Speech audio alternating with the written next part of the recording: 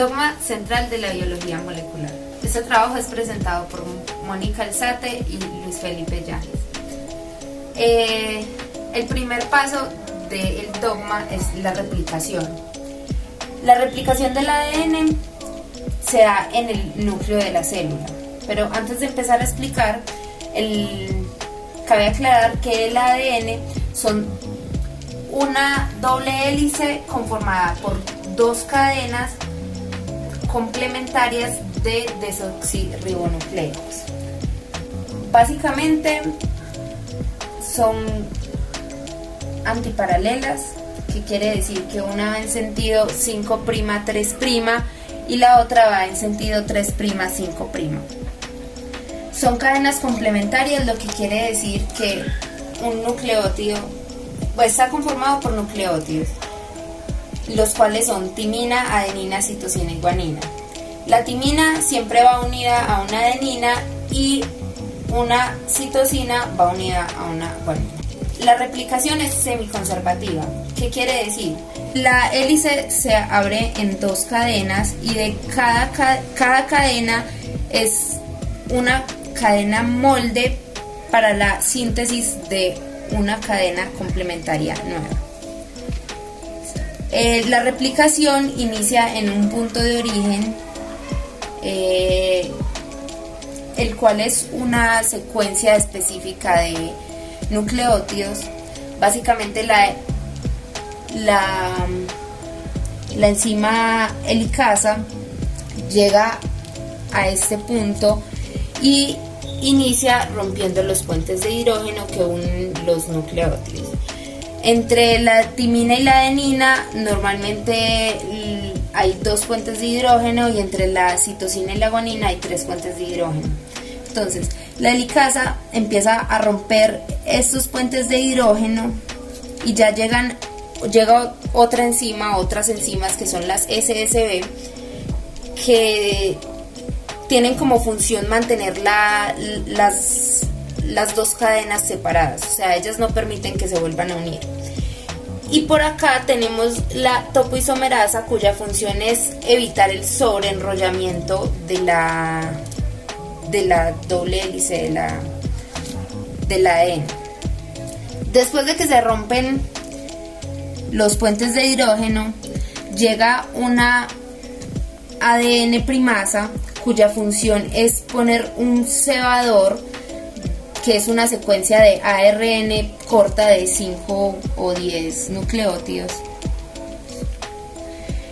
Ya después de que se pone el cebador, llega la ADN polimerasa y empieza a poner los nucleótidos complementarios y a crear esta nueva cadena.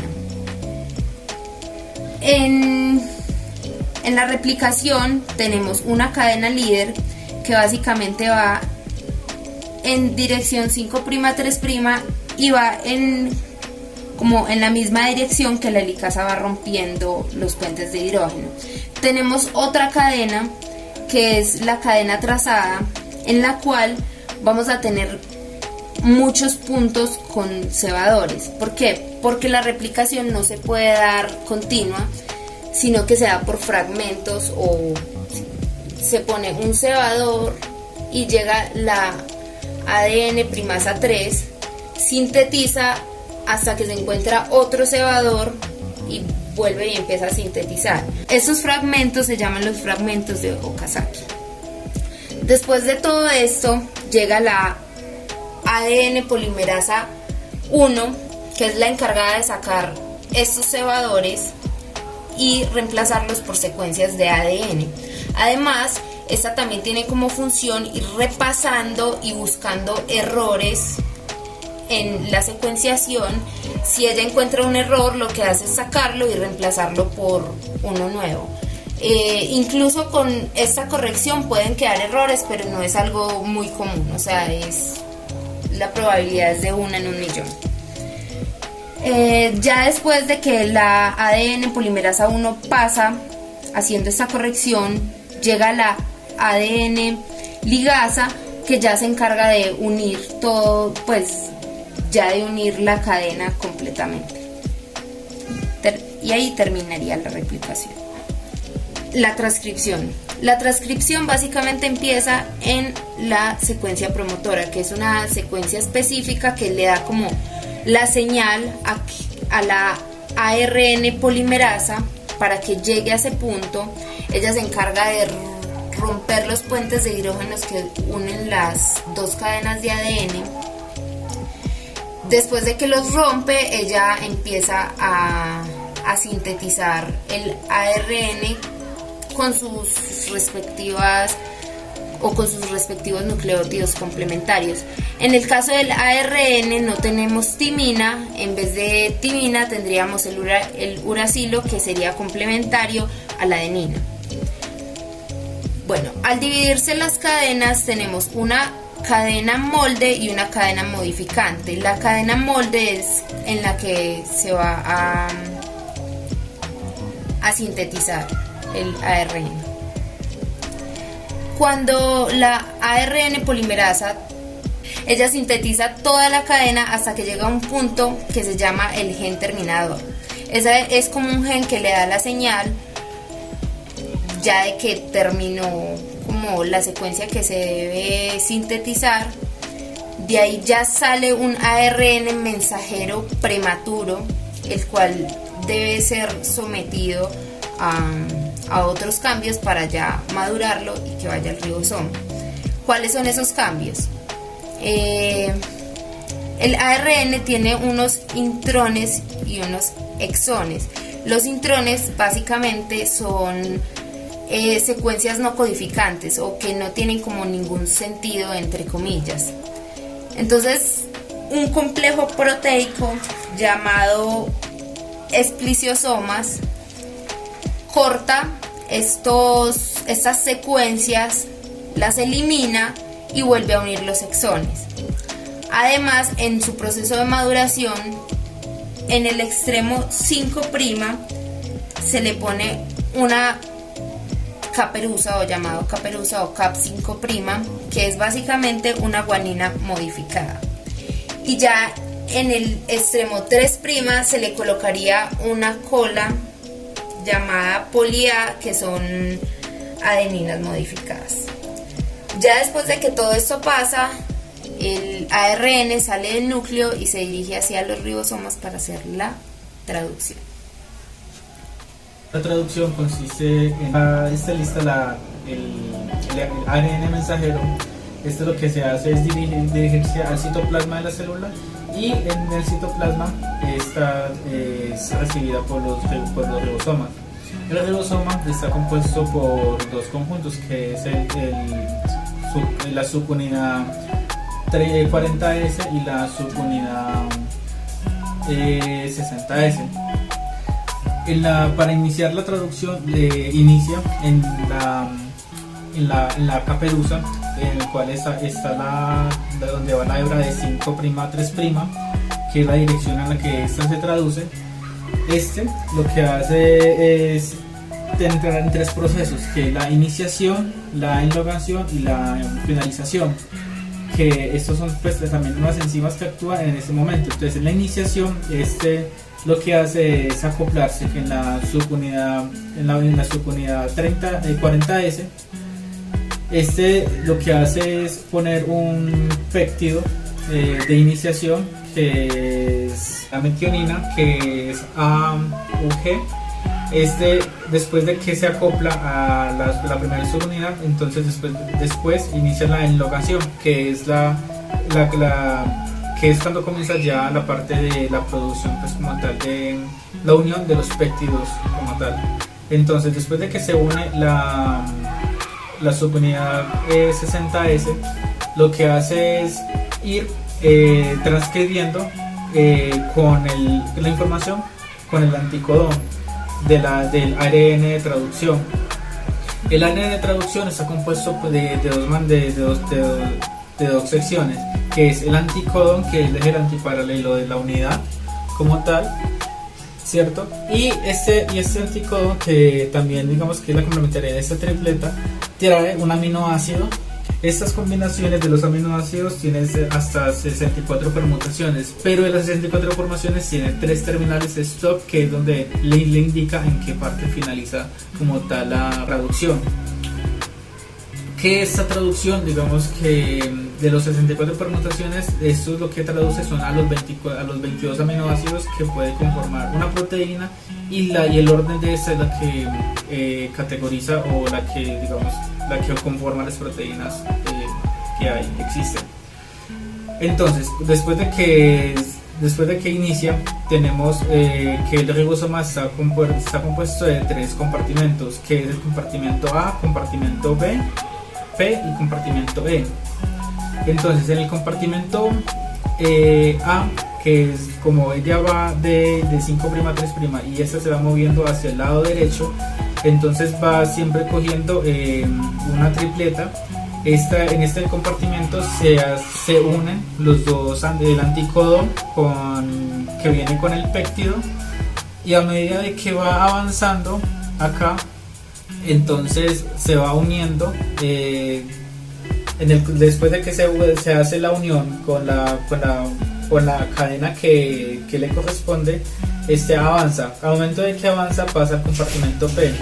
Al momento de que pasa al compartimento P, el ARN de transferencia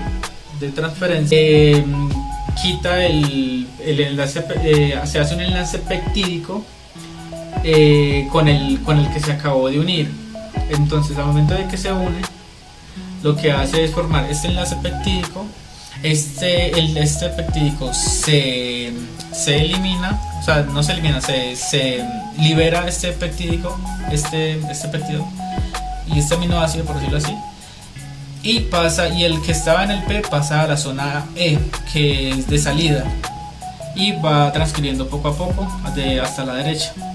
Entonces, a medida de que va sucediendo esto, se va alargando, pues los aminoácidos se van formando, pues, estos enlaces, que es a finalizar, pues, lo que sale como tal el residuo, que es la proteína, que esa es la finalización, creación de las proteínas por medio del proteosoma S26.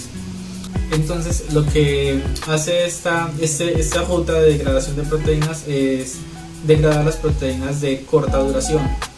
Esas proteínas de corta duración vienen siendo las que pasaron por el método, pues, por la parte de la traducción, ¿cierto?, que está en el citoplasma, o inclusive algunas enzimas que se producen constantemente.